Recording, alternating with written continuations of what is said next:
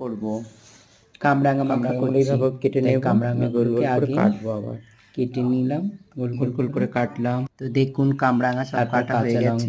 এখানে 6টা লঙ্কা দিয়ে নিয়েছি, মাখলাম। সেইভাবে মাখবো।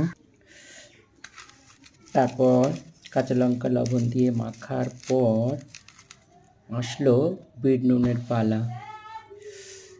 তো বিট নুন দিয়ে এবার আসলো বিট নুনের পালা।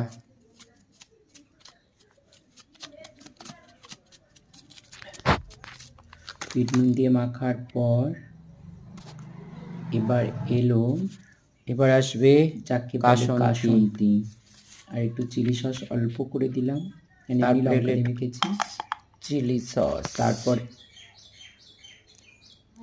মাখার পালা শেষ হলে এবার মাখামাখির পালা হয়ে গেল আমাদের কামরাঙা মাখা। খেয়ে দেখলাম সেই খেতে হয়েছে, তো সেই লেভেলের টক টক ঝাল। কামরাঙাটা খেতেও সেই খেতে খুব সুন্দর হয়েছে কামরাঙা মাখাটা।